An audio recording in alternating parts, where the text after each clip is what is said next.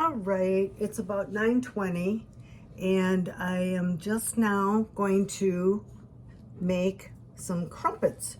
Now this is a sourdough discard, the unfed that was left last night. Yesterday when we started, we had this with about this much sourdough and there was a rubber band around here. And then I took part of it and made a fresh sourdough to put in my fridge for next time. And I took another part of it and I made bread dough. Since I made the last video, I made 2 additional bread doughs to rise for an hour, and then I will fold them, and I'll be showing you that in a few seconds. But this unfed starter you can use to make really a lot of great things. What I usually do with it is make crumpets, and sometimes when I get up and it's a day that I should be feeding my sourdough, then I would want to make crumpets if I'm not going to make bread. Okay, so I always try to use as much of this as I can. There's also great cookie recipes, pancakes, there's just 1,000 recipes. Pizza dough that you can use with this unfed sourdough.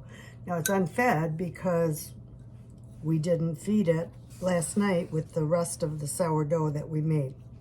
Okay, so this recipe actually says 227 grams of sourdough, unfed sourdough starter. You know what? I'm not real fussy about that. I just pour usually all I got in there, and it's usually maybe 300, 350. It's more, but that's fine. Like right now it's 267. Okay, one thing you also want to do with your containers is we want to get as much sourdough out. If I make a recipe and there's a lot of sourdough left in the jar, then I scrape it out into a sandwich bag that's sitting in a cup because that makes it easier. Then I use paper towels and wipe as much out as I can because this could gum up your garbage disposal. In fact, it did for me once. So just beware of that. You don't want to have any plumbing issues. All right, so there, this says I have 285. So that's close enough, okay? It's just the unfed sourdough in a bowl. So now I need 1 teaspoon of sugar. So I just round it up because I got a little extra sourdough. I like to use this turbinado sugar. It's just like my favorite for most things. All right, so 1 teaspoon of that and 1/2 teaspoon of salt. And again, I use my sea salt. Sprinkle that around. Okay, now I stir this up.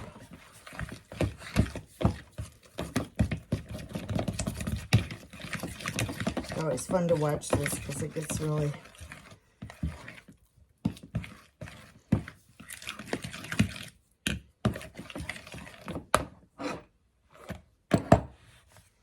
Okay, then 3/8 teaspoon of baking powder.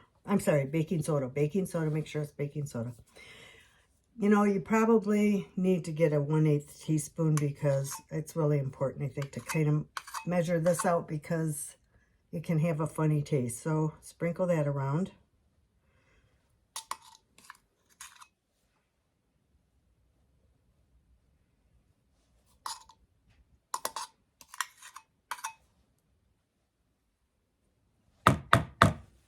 Okay. And now I stir this up. Now when I'm stirring this up, it'll start getting kind of billowy.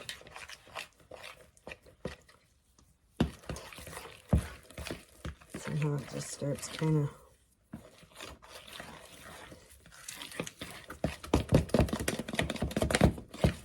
Okay, just make sure everything's stirred in. Now that's really all for the dough. I kind of like to let it set for a minute before I put it on my pan. So let me just take this and see if I can set it up over at the stove so we can see the next part of this. Okay, now here's my 3 breads that I made. Gosh, I finished the first one at 9 o'clock and it's 9:25 and I've got 3 sitting there rising.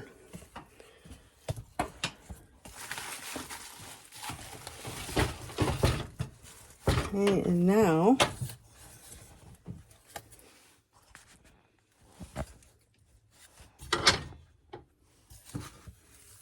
let's see, let me move this over for a couple minutes. Let's see if I can get a good view. Okay, this is my pan. Okay, these are little rings, egg rings, or these are actually bagel rings that I got from King Arthur. Okay, I'm going to turn my heat on medium. Okay, and then I spray these. I'm going to let it heat a minute, and then I'll spray some Pam in each of the rings.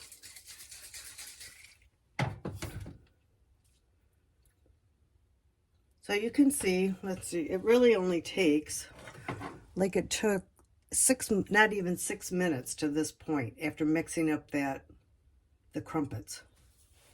Okay, these cook 5 minutes per side, so it's really, none of it is a very long process.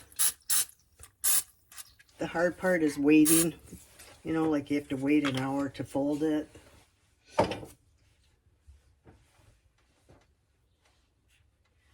Okay, you can see my dough is, I don't know if you can really tell, but it just got really kind of bubbly. That's perfect. And this is good to have it just a little bit warm and a little bit hot. Put it in there. Actually, it's kind of funny because like my son says he almost likes this as much as the bread. And I don't know, I do too. I have probably one of these crumpets every morning. They're delicious. I toast them twice. And a lot of times I have an egg on it, like an egg McMuffin. Or I've also made, sprinkled, you know, put a lot of butter on it, sprinkled some of that turbinado sugar and cinnamon on it. Oh my gosh, it's so good. Or just butter. Okay, I think we can go ahead and fill these. Sometimes, depending on your dough, it might be a little messy. And don't, you know, this will rise when it's, so you don't need to have it all the way full. That one might be a little too full compared to the, oh crap. Darn. See, that's what happens sometimes when it's,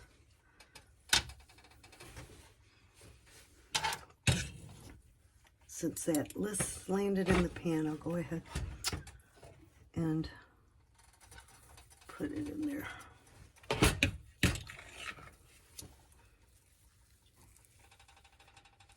You know, your dough is not always exactly the same, so it's kind of funny. It's hard to explain, but you just have to work with wherever it is. Kind of, if you draw a line in this, it makes it a little easier.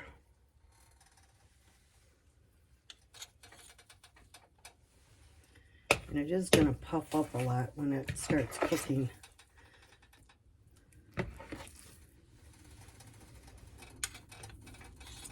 Now, unfortunately,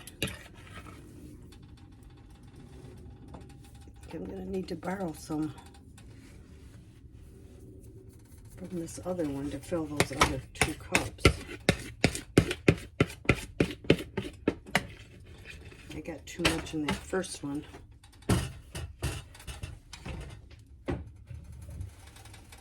I'll try to pour some out.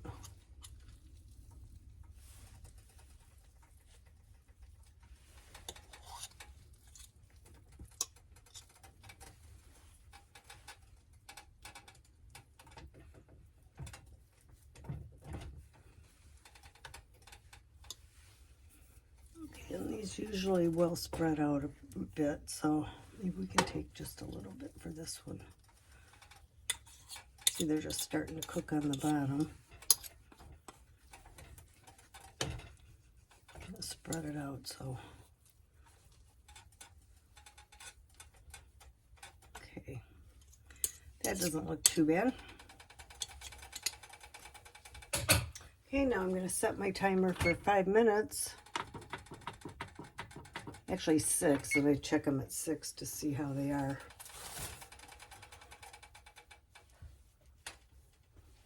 So we will turn these off for now and come back in 5 minutes.